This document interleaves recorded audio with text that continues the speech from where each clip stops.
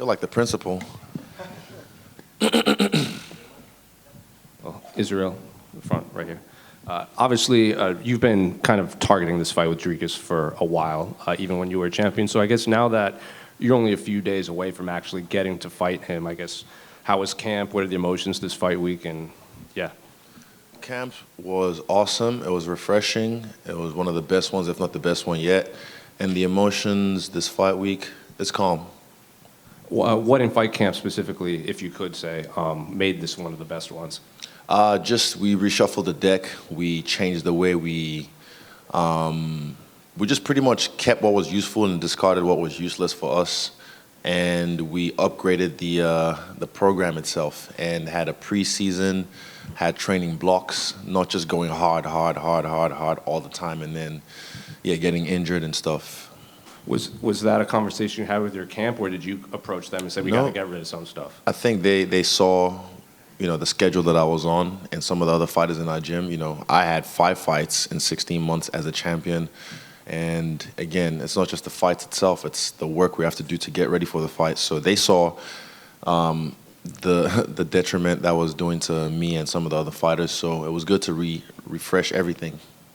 And obviously, I feel like you're a big energy guy. Like you kind of feel energy from people. Have you run into him at all in the hotel? And what energy are you getting from him? Not really him, but I saw his coach and his brother, and they're cool.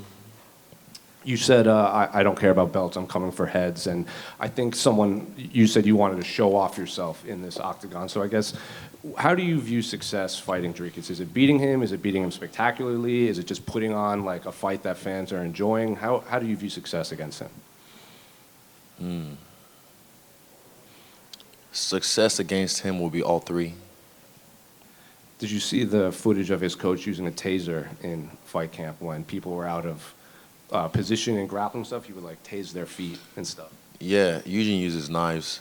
He always has a knife on him. Is he here? No, he's not. If he does, he'll have a knife on him. So I've had knives pointed at me before. It's not this camp though. I was good. I was good this camp. And I saw on your Twitter you posted some photos of yourself, but then you also posted like an audio of someone like reading about anger. It was like them talking about like. That was it was just a post. It was just nothing to look into in that one? Nah, you guys don't look too much into things. Sometimes I just post shit because it sounds cool. Just 2 more from me. They announced Francis is making his return to MMA. So I guess a lot of people view him as like kind of the face of African MMA, just from the UFC to the PFL. So I guess what's the response from his return that maybe you felt in Africa? I'm happy for him. I'm happy for what he's doing. He just went through something that I would never wish on anyone. And, we've talked, I've checked up on him. And again, I respect Francis so much. He's an integral part of what we've done in the UFC. Right now I know there's competition between other promotions and the UFC and battles. But again, you can never erase history because the streets, the internet will always remember no matter what. And I think they'll fix this eventually, but it's just a lot of chest puffing. But I think hopefully the UFC are smart people. They'll understand and they'll rectify this eventually. Are you referring to that video clip that came out? That not just that, just everything. Like just you can't erase Francis's legacy in the UFC. It's part of what we've done. It's forever in history, in stone. So trying to whitewash it or just not talk about it is silly. And I know he's fighting for, the PFL right now, but it's still history. You can't just turn a blind eye to it. So again, I'm sure they'll fix it eventually. This is how business goes with the UFC, and yeah. The last one for me, unrelated to this fight, but November 1st, they're going to start implementing these new rule changes with the 12 to 6 elbow. Finally, Jesus Christ! They've also redefined the grounded opponent, so you need more than just your hands. So I can hear you're happy with these changes. Yeah, definitely. I think it's about time. That, but then also we got to, the judging as well has to change. Not for me, but for us as fighters. I don't do win bonuses, so I'm all right. But for some of these other guys who have win bonuses and they get their win bonuses taken away, and that could be half their purse, could be 10,000, 20, 25,000 away from them because a judge decided, you weren't moving forward enough, even though they were blasting the other guy in the face with kicks and punches, It's good for the game, and I think these things should happen quicker. Israel, we're talking about legacy a lot in this sport, and it's the reason why a lot of people do it. When you see what's happening with Francis and stuff, is it a concern that the turnover of fans in this sport is so high-paced that legacies like his can be forgotten if the promotion itself doesn't celebrate them as often as they can? It can be, but also, again, we're in the age of the internet, so I don't think it's going to be forgotten as easily as they try. But, yeah. Also, myself, look, my last fight was atrocious for myself. I was not happy with that fight. And, the fans, the media, you're only as good as your last fight. They keep all these sometimes these sayings that don't make sense anymore. You're only as good as your last fight. I don't get it, but at the same time, I'm like, okay.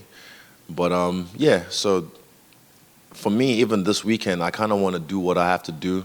And when I do it, and then people are going to be like, fuck, how did we not see this coming? How did we underestimate that he was going to do this? Amazing. So, yeah, it's just time to remind people. You took this time off. We good? Classic. Good. We took this time off. How long do you think you've added to your own career by just forcing yourself to take this break? I don't know, but I've raised the level of athlete that I am by taking this break, by doing the right things to let my body heal and heal my body, and even just remove myself from the game completely for, 3 months or whatever it was. But yeah, I don't know how much I've added, but I know definitely I've raised the level of fighter that I am. Is part of that the motivation, right? Not just to beat Dricus, not just to show that you're still the top level, but the narrative in this sport, sometimes it's like, oh, once they start losing, they just lose and lose and lose and then they're done. Are you excited to come back and be like, no, that doesn't happen to every elite fighter?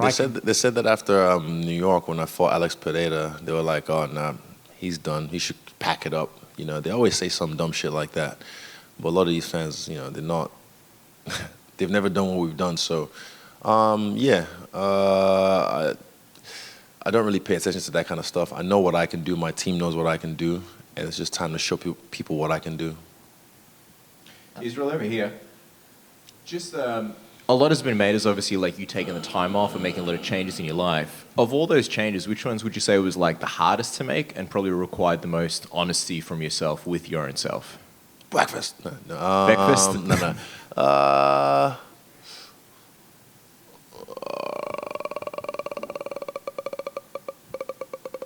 There's a few.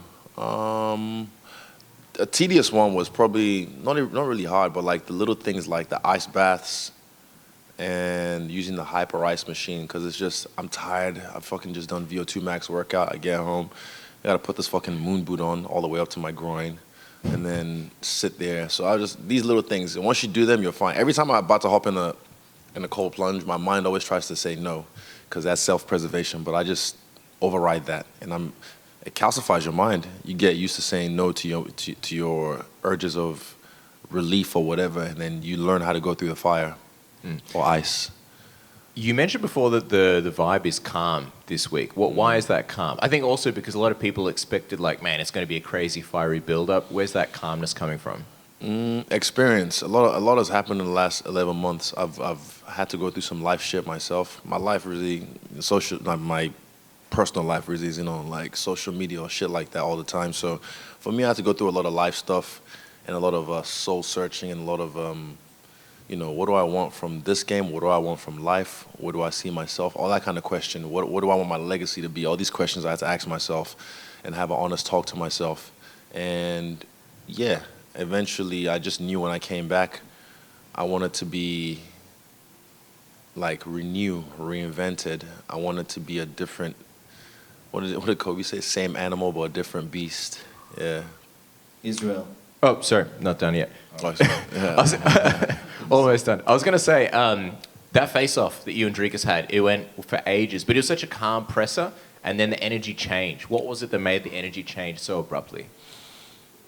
So for me, I just I don't know what to expect, but he tried to pufferfish me, and then he realized pretty quickly I'm not the one you can try and just blow smoke at.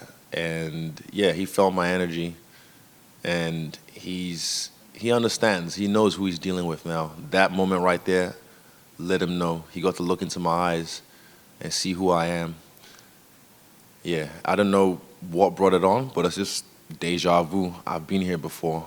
I've battled with the best. Like, no one can intimidate me. No one can intimidate me, and he definitely won't do that. Something that you've been saying a lot is like you want to show him who he is. Take us into that. What exactly does that mean? Who is he? You'll find out. All right.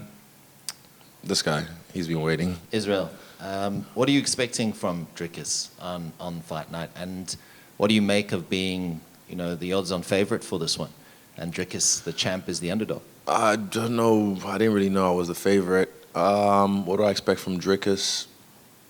I just expect him to bring his best. He says he feels amazing, so I'm like, good.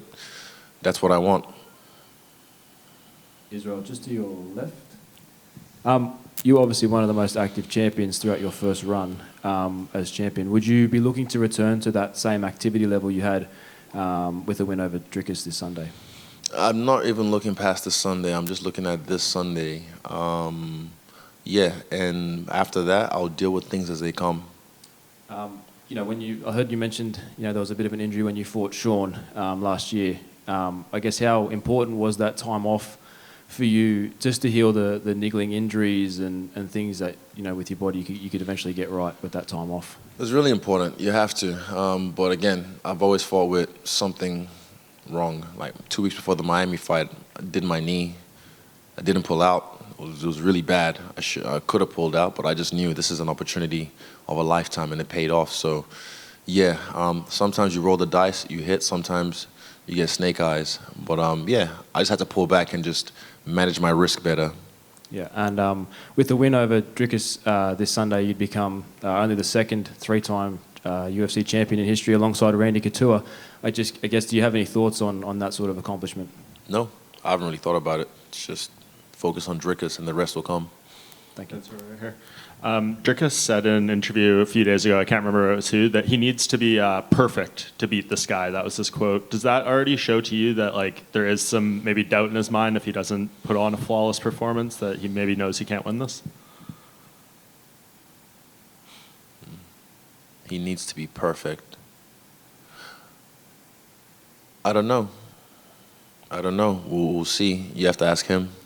Yeah, I will when he comes in here. I know you said to Oscar yesterday when he kind of broke the news of Dana saying Sean Strickland would get the next title shot, you needed a little time to think about it. I'm just wondering if you formed any thoughts over the past 24 hours. I know you said that you thought the performance was atrocious, so it was exciting to potentially get that back. Again, I'm different now. I'm not trying to look towards the future. I'm putting everything on this fight. I'm not a guy who needs to fight for the belt because I've never done it before. This is my one dream. I'm just focused on this fight, beat this guy up, and then I'll deal with whatever comes next when it comes. You mentioned during the 11 months off, you did that soul searching and hope you found the personal happiness, but you mentioned legacy. You thought about what you want that to be. Can you share what feelings you had or thoughts towards what you want your legacy to be?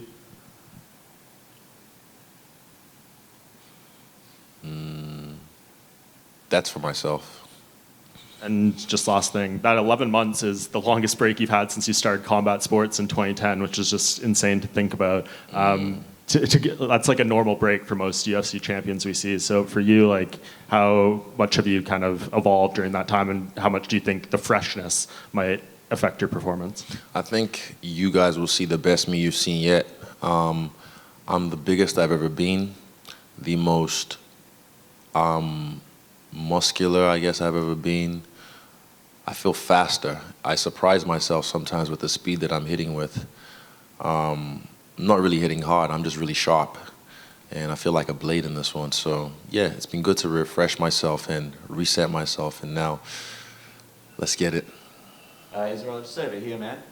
Just a couple quick ones from me. First up, I know you love the Saw theme, but I guess when you look at this fight, Dricus is a guy that moves forward, and you're a guy that's known to really set up some really great traps in that octagon. Are you kind of seeing these kind of parallels between the theme, the movie, and kind of this fight more than ever going into this one? I didn't really think about Saw too much. The Saw theme is just a fucking track that will get my skin fucking goosebumps every single time. But yeah, definitely. There's already traps that's been set. There's been many traps that have been set way before this fight was even announced. But yeah, I'm sure they're working hard as well to try and set traps. But yeah, this is the game we play. I like these games, even coach versus coach. I'm sure they like it as well. Let's see who has the better game plan. Let's see who has the better strategy. So yeah, there's traps that have been set, and there's traps that will be set. But then sometimes we just have to fucking fight, and then we're gonna fight this weekend. Yeah, man, I can't wait. Undertaker was on Logan Paul's podcast and mentioned that he really liked that tribute that you did to him in that walkout. Just quickly, if you had to sort of compare a couple of guys on the team to a couple of other wrestlers, we're looking Dan Hooker, probably Stone Cold Steve Austin, and who else would you sort of compare thinking on the Kakai, Huge? Who would Huge be? Fuck, as the Iron Sheik. Yeah. Awesome, and that's me. Sorry, so just one more. We saw the photos of your custom shorts. They might be the dopest ones yet. Thank just you. tell me what the inspiration was behind them, and how happy are you that I know you preach, fighter uniqueness and getting to show personality, that you've been able to do some of that now. Yeah, it's cool. I like it. It's good to bring back a little bit of personality. And I think maybe 5 months ago, Hunter told me that was going to be a thing, even before the gold gloves were a thing. So I'm happy I picked those and I designed them and I sent them to him months ago. And then the gold gloves came through. And I wasn't really a fan of them at first, but then I saw them with the shorts. I'm like, you know what, they kind of work together. But I think for instead of the gold gloves, maybe black with the gold trim, with the gold UFC on them, that looks even cooler. The gold gloves they look good with my shorts, but some other fighters, they look kind of shit. And it's not really my problem, but yeah, the lightning is nice. The yellow flash, speed, whatever you want to say it is. We are electric. Just two more questions. Israel, just over here. UFC Fight Week is always busy. However, last time you fought, you had a documentary screening, as well as lots of other things going on that were kind of secondary to the fight. How is it now to not necessarily have those things? It's good. I don't mind. I can juggle so many things. I have great people around me. Tim Simpson, Ashbel Castro. My father. They always take care of the business side of things. But the buck stops with me. But yeah, it wasn't really. I think it's just everything. It wasn't just the fight. It was everything around it, like the travel and whatnot. So this time I just try to sit my ass at home after I've done my hiatus and just work. And speaking of the documentary, it'll be on Apple TV in North America, finally, September. So I'm happy for at least the rest of the world to finally start to see this movie. It's been a while, coming. But it's not really it's a sports documentary. But I even like seeing. There's a picture I have of an old lady knitting on a plane and watching it on the flight. And yeah, that speaks volume to the kind of movie it can be. It's not just about fighting. It's about me, myself, and dealing with this lifestyle I got thrusted into. In that documentary, there's a theme of letting go of anger within yourself. And there's a part where you talk about kind of being worried that when the anger goes, what will be the motivator? When you let go of that and then the next fight doesn't necessarily go your way, what is that feeling, and has anything replaced that anger as the motivator? It's not the main motivator. Anger is not the main motivator. Anger is an energy source. It's like fire. You can use it to cook for you. You can use it to help you out, but it can burn your house down. It's just learning how to firebend. And he's talking about, my fire is big. My fire is this. Well, I'm the fucking avatar. Thank you. Yeah. One more. This guy. Thank you so much. Better be good. All right. I'll fucking shuffle you. I appreciate it. How does it feel to fight in Perth alongside your fellow Kiwis, Dan Hooker and Kai Kara France, and how do you think they're going to go in their fights? That was all right. That was all right. What do you expect? It's going to be good. I'll tell them that, Dory. Yeah. But it's nice. When you bleed together in the training, you sweat together in training, it's time to go to war. We're brothers in the trenches. And again, people sometimes, they get it twisted. They think, Israel is just fucking got the entourage like this and that. It's like, nah.